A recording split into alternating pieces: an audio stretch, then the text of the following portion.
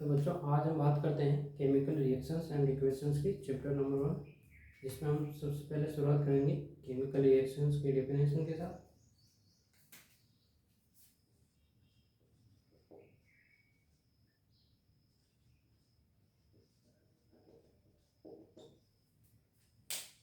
Chemical reactions क्या होती है?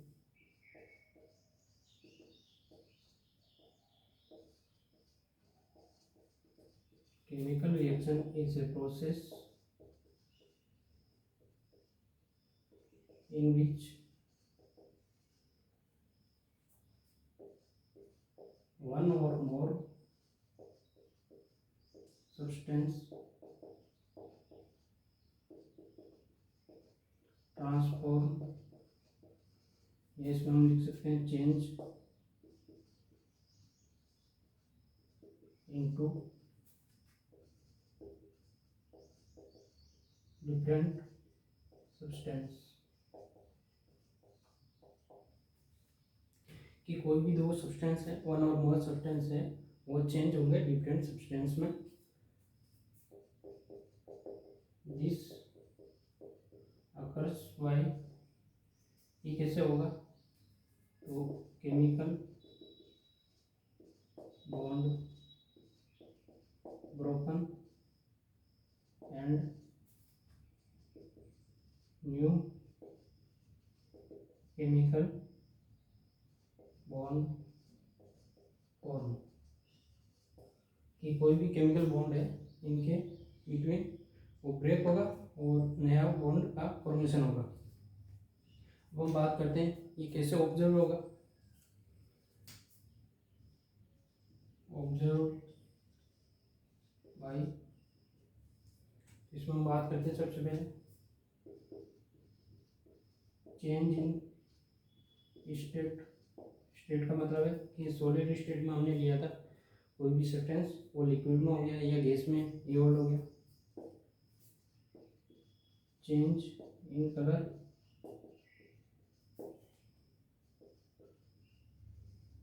Change in temperature,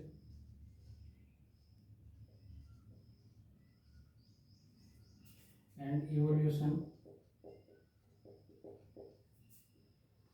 of A gas, कोई भी गैस है उसका इवोल्यूशन होगा। तो इस तरह से ऑब्जर्व कर सकते हैं। अब हम बात करते हैं राइट केमिकल इक्वेशन। इससे पहले हम बात करेंगे कुछ टर्मिनोलॉजी। सबसे पहला है word equation.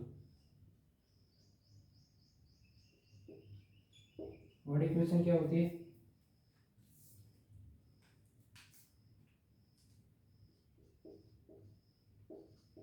The description of a chemical reaction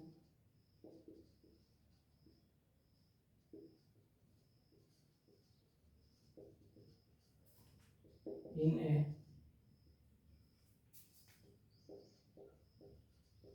sentence form is called chemical equation। कि कोई भी केमिकल रिएक्शन है उसको हम अगर सेंटेंस के फॉर्म में लिखेंगे तो वर्ड इक्वेशन कहलाएगी। एग्जांपल लेते हैं, जैसे हम मैग्नीशियम प्लस ऑक्सीजन, ये फॉर्मेशन करेगा मैग्नीशियम ऑक्साइड का। अगर इस तरह से हम लिखें कोई भी रिएक्शन तो वो वर्ड इक्वेशन कहलाएगी। अब बात करते हैं नेक्स्ट टर्मिनोलॉजी,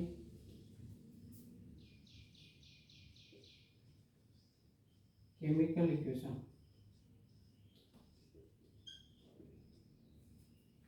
केमिकल इक्वेशन क्या होती है? The representation of a chemical reaction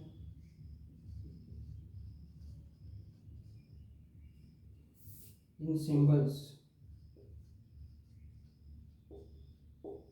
अगर हम सिंबल्स के रूप में लिखें इनको तो ये केमिकल इक्वेशन कहलाएगी। एग्जाम्पल की बात करते हैं, अगर इस मैग्नीशियम को मैं सिंबल के रूप में Mg लिखूं प्लस ऑक्सीजन को मैं लिखूँ O2 और मैग्नीशियम ऑक्साइड का फॉर्मूला ये होता है। तो ये इक्वेशन कहलाएगी केमिकल इक्वेशन। अब हम बात करते हैं इस केमिकल इक्वेशन में, ये जो लेफ्ट हैंड साइड है इस एरो के, वो सारे कहलाएंगे रिएक्टेंट। ये वन और मोर हो सकते हैं। राइट हैंड साइड है जो एरो के, वो होगा प्रोडक्ट साइड, ये सारे प्रोडक्ट्स होंगे, ये वन और मोर हो सकते हैं। जो एरो है वो शो करती है डायरेक्शन ऑफ रिएक्शन, ये रिएक्शन की डायरेक्शन क्या है। अब हम बात करते हैं नेक्स्ट,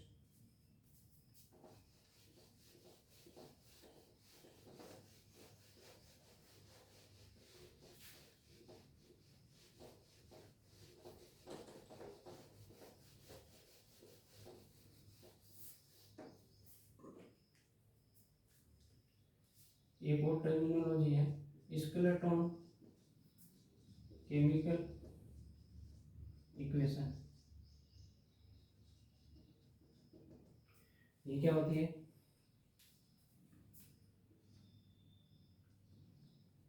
ये अनबैलेंस्ड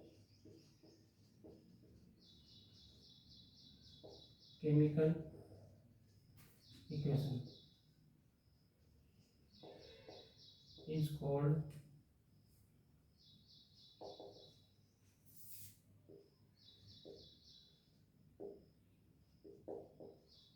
skeleton chemical equation। अब ये क्यों होती है अनबैलेंस? अनबैलेंस का मतलब है because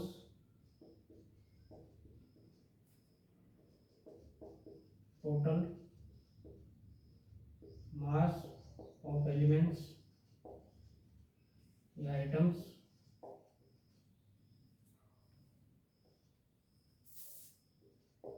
not same both side. Both side का मतलब है कि रिएक्टेंट साइड और प्रोडक्ट साइड अगर मास सेम नहीं है तो वो स्केलेटन केमिकल इक्वेशन कहलाएगी। एग्जाम्पल की बात करते हैं,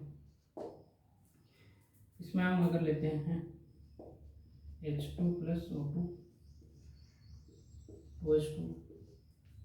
अब यहाँ हम काउंट करते हैं मास, तो हम काउंट करने के लिए हम ऐसे भी काउंट कर सकते हैं कि यहाँ 2 हाइड्रोजन है नंबर ऑफ एटम के थ्रू, यहाँ हाइड्रोजन कितने 2 है, इस तरफ राइट हैंड साइड यहाँ 4 हाइड्रोजन है, 2 ये है, इसको मल्टीप्लाई ऐसे करना 2 इंटू ये हाइड्रोजन 2H से लिखा हुआ है तो 2H ऐसे लिख के 4H इक्वल्स टू 4H। ये 4 हाइड्रोजन है, यहाँ ऑक्सीजन 2 है,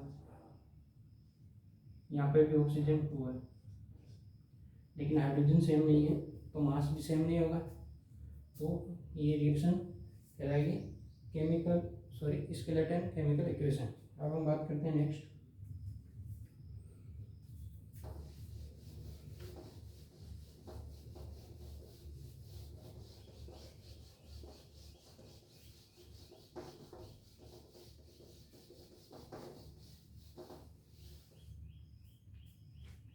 अब इस मास की बात हुई तो हम एक लॉ पढ़ते हैं, law of conservation of mass. ये क्या कहता है? मास can neither be created nor destroyed in a chemical reaction। ये कहता है कि कोई भी अगर एक केमिकल रिएक्शन है उसमें ना तो मास क्रिएट हो सकता है ना ही डिस्ट्रॉय हो सकता है। इसका एग्जांपल हम ये ले सकते हैं कि हम बात करते हैं इसी में, तो हमने यहाँ 2 हाइड्रोजन लिया था, यहाँ 4 हाइड्रोजन हो गया, तो हमने 2 हाइड्रोजन कहाँ से क्रिएट कर लिए, तो ये नया क्रिएट नहीं हो सकता, ना ही अगर डिस्ट्रॉय हो सकता है। अगर हम यहाँ एज्यूम करें, इसको 2 ले लूँ, यहाँ पे 2 लिखूँगा तो ये हो जाएगा 4 ऑक्सीजन, और यहाँ है 2 ऑक्सीजन, तो ये डेस्ट्रॉय हो गया, तो 2 हाइड्रोजन कहाँ गया, तो डेस्ट्रॉय भी नहीं होना चाहिए और ना क्रिएट होना चाहिए कोई भी अगर हम रिएक्शन लिख रहे हैं। अब इसको काउंट कैसे करेंगे, इसको काउंट करने के लिए सिंपल तरीका है कि total number of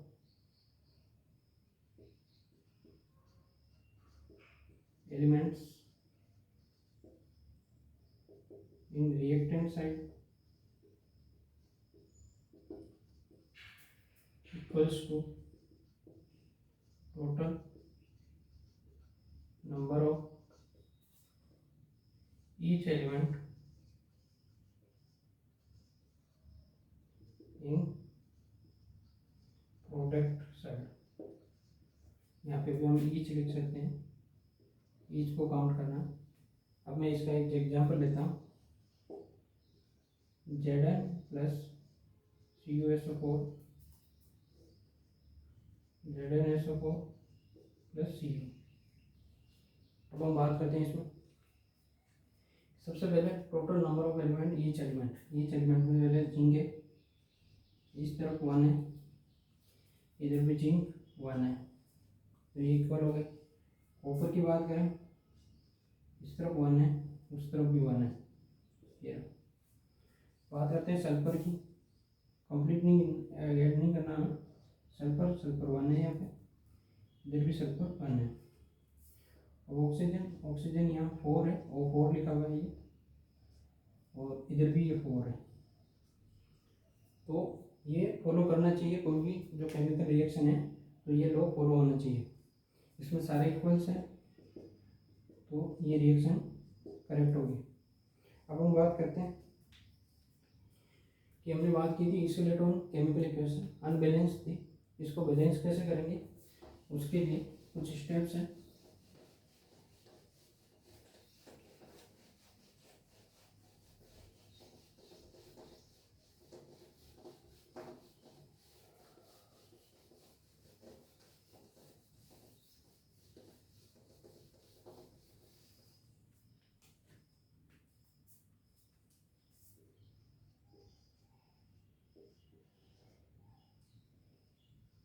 balance a chemical equation,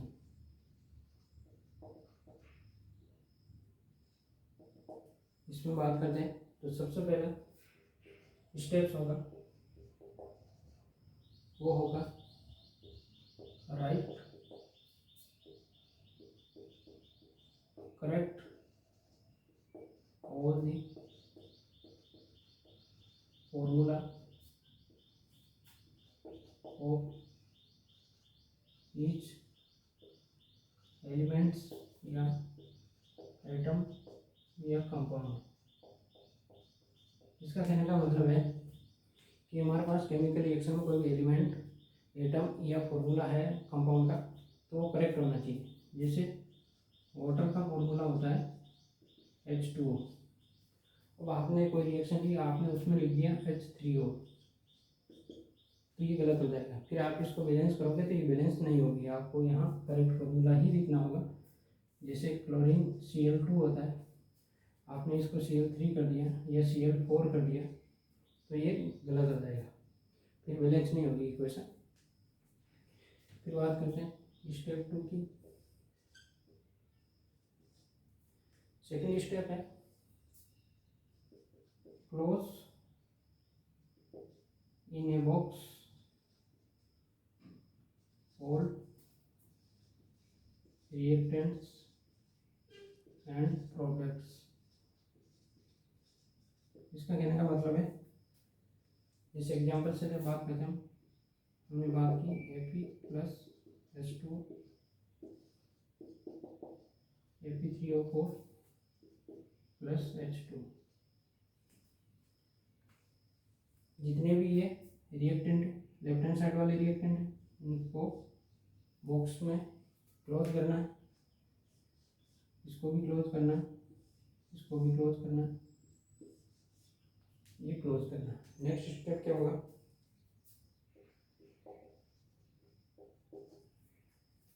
count all element each side, left hand side और राइट हैंड साइड एलिमेंट को काउंट करना है। तो हम इसे एग्जाम्पल से बात करते हैं। हमने लिखा AP प्लस H2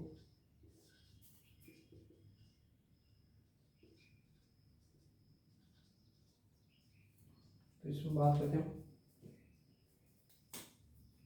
पहले हमने बॉक्स में क्लोज किया इसको,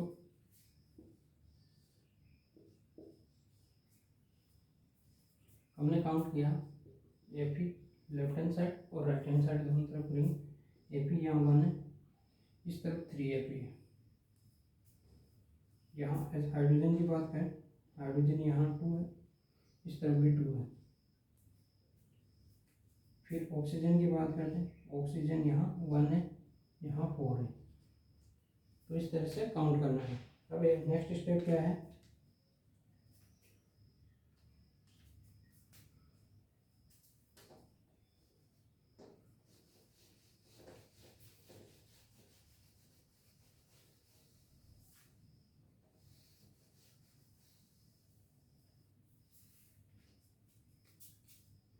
फोर्थ स्टेप है adjust the coefficient both side. Coefficient का मतलब है, अगर मैं इस आयरन के पहले 2 लिखूं तो इसको बोलेंगे कोफिशिएंट। ये कोफिशिएंट होगा। अगर यहाँ 4 लिख सकता हूँ, यहाँ 3 लिख सकता हूँ, यहाँ 2 लिख सकता हूँ, तो ये सारे कोफिशिएंट होंगे। इनको एडजस्ट करना है देन कि मास या नंबर ऑफ एटम सेम हो। तो मैं आगे नेक्स्ट स्टेप की बात करता हूँ इसकी। तो इसमें करने के बाद अब यहाँ पे हम एडजस्ट करेंगे इसको एडजस्ट करने के लिए सबसे पहले हम शुरुआत करते हैं। अगर मैं इस 1 को 3 से मल्टीप्लाई करूँ तो ये हो जाएगा 3 और ये भी 3 है तो इक्वल हो गया। ये 2 और ये 2 दोनों इक्वल है। इसको हम 4 से मल्टीप्लाई करें तो ये 4 हो जाएगा और 4 और 4 इक्वल हो जाएगा, बोथ एंड साइड इक्वल हो जाएंगे। तो मैं पहले ट्राई करता हूँ उसको। तो हमने लिखा Fe प्लस H2O से बना Fe3O4 देन H2। पहले हमने इसको बॉक्स में क्लोज किया। अब हमने मल्टीप्लाई करना है तो Fe को 3 से मल्टीप्लाई करना है।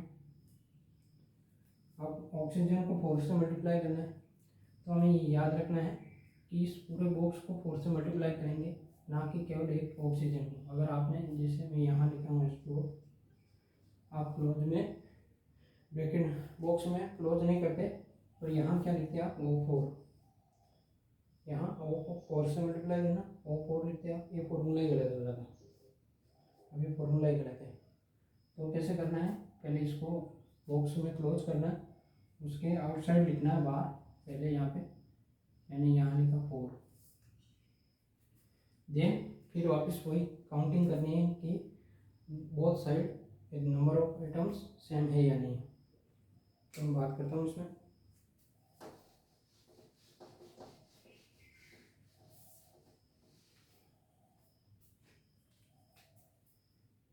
सबसे पहले Fe की बात करते हैं।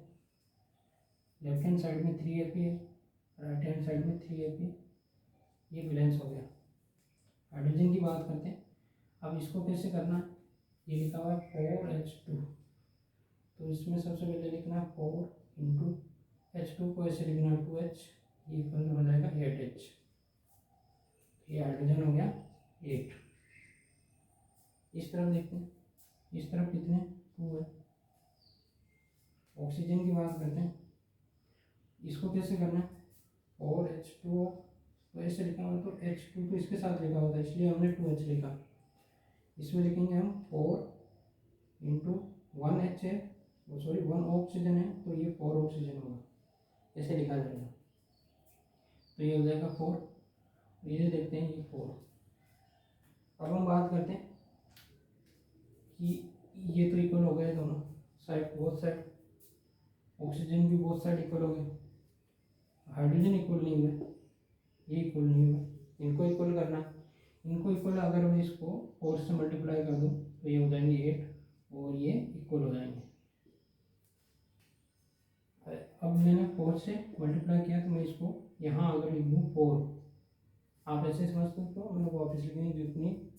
यहाँ का अगर मैं 4 कर दूंगा, 4 इंटू ये 2h इक्वल टू 8h हो जाएगा और बोथ साइड सेम हो जाएगा। तो मैं बात करता हूँ इसमें, अगर मैं इसी में एग्जाम्पल में करता हूँ तो मैंने यहाँ 4 कर दिया तो ये 8 हो गया, तो अब ये 8 हो गया और बोथ साइड इक्वल हो गया। तो इस प्रकार से ये स्टेप्स हमें फॉलो करने हैं और इसी तरह बॉक्स का आप ध्यान रखना। इसमें एक और बात ध्यान रखनी है हमें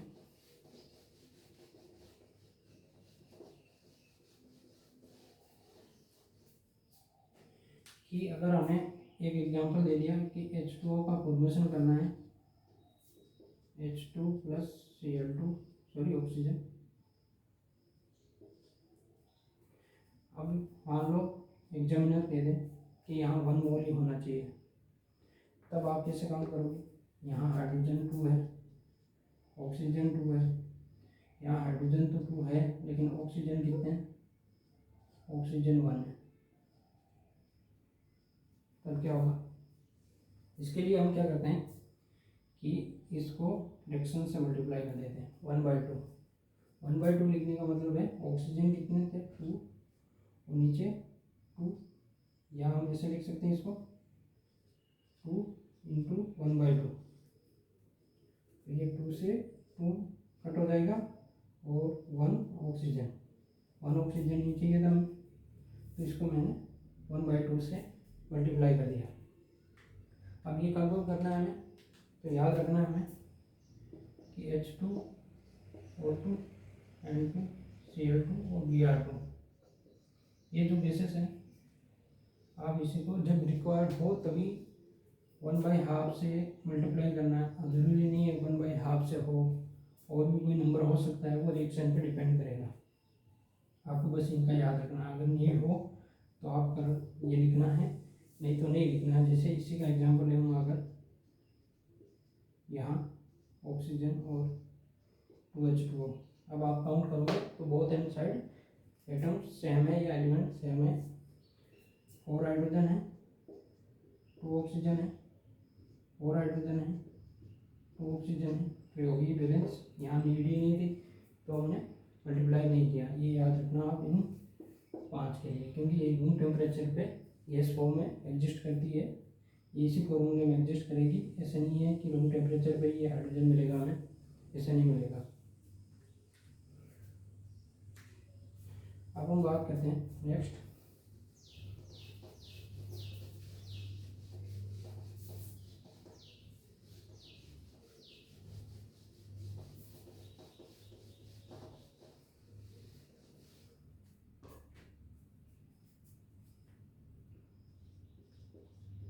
फिजिकल स्टेट। ये क्या होती है? जब अगर फिजिकल स्टेट कोई भी एलिमेंट की गैस फॉर्म हो, उसको रिप्रेजेंट करेंगे हम जी से। अगर लिक्विड में हो उसको हम करेंगे एल से, स्मॉल एल स्मॉल जी। सॉलिड में हो तो स्मॉल एस। अब बात करते हैं एक्वस की। एक्वस का मतलब है कि जो सॉल्यूशन है वो वाटर का है, वाटर के साथ है, उसमें वाटर सॉल्वेंट है। जैसे H2 हो गया ये, तो इसको हम रिप्रेजेंट करेंगे ए स्मॉल क्यू से, और इसको ऐसे लिखेंगे। अब हम बात करते हैं कि टेम्परेचर, मैं शॉर्ट में लिख रहा हूँ, प्रेशर एंड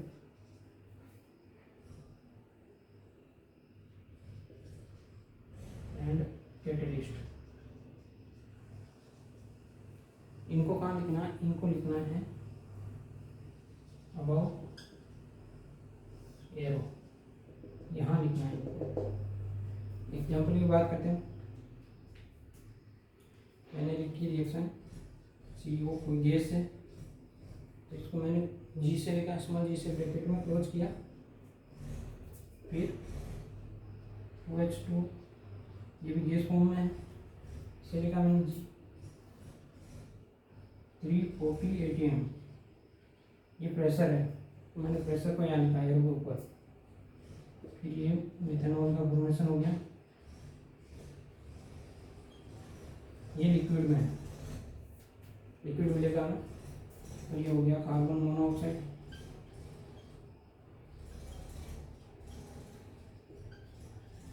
तो आप देख रहे हो कि मैंने ये स्टेट लिखी है, यहाँ लिखा प्रेशर, टेम्परेचर की भी बात हो सकती है, कैटेलिस्ट की भी बात हो सकती है। कैटेलिस्ट में फेमस एग्जांपल है आपके बुक में, उसकी बात करते हैं।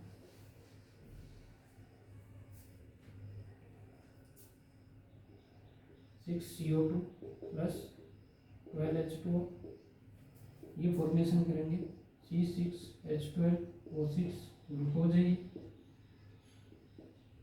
Plus 6O2 gas plus 6H2O liquid.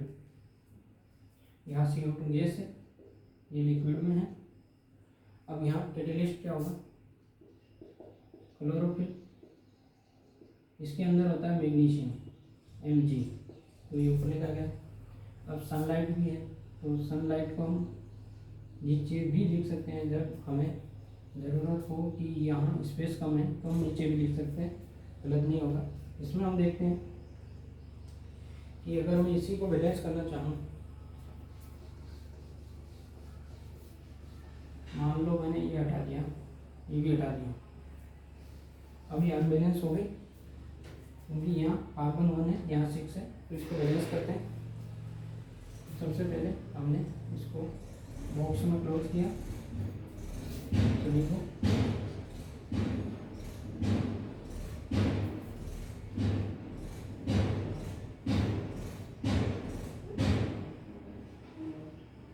अब हम काउंट करते हैं नंबर ऑफ एटम्स।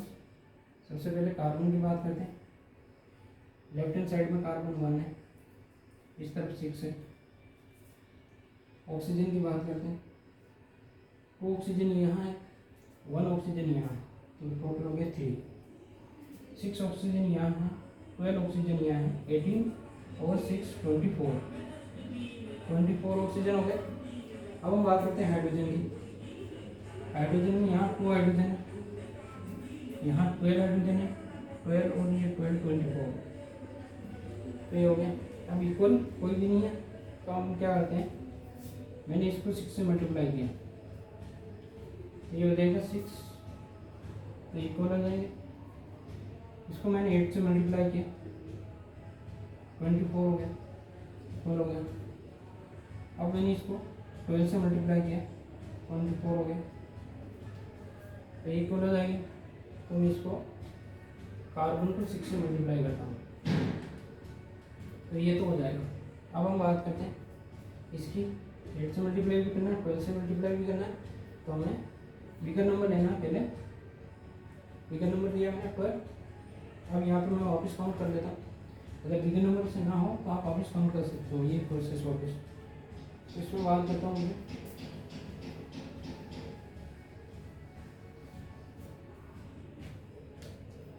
तो यहाँ 6 से मल्टीप्लाई होगा, तो कार्बन 6 हो गया, और इधर भी कार्बन 6 है राइट हैंड साइड में, तो ये बैलेंस हो गया। ऑक्सीजन की बात करते हैं, 6O2 जैसे लिखा हुआ है, तो ये होगा 6 × 2 12 ऑक्सीजन, और 12 ऑक्सीजन ये यहाँ सिंगल है, तो 12 × 1 ऑक्सीजन ऐसे होगा, तो ये 12 ऑक्सीजन, 12 और 12 24 हो गया। हाइड्रोजन की बात करते हैं, हाइड्रोजन लिखा हुआ है ऐसे, तो इसको लिखेंगे हम 12 × 2H = 24H, तो ये 24 हो गया। अब हम देखते हैं कि ये तीनों बैलेंस हो गए।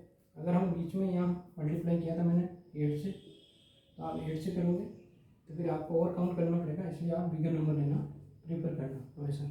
इस प्रकार से ये कंप्लीट होता है। नेक्स्ट वीडियो में आगे बढ़ेंगे।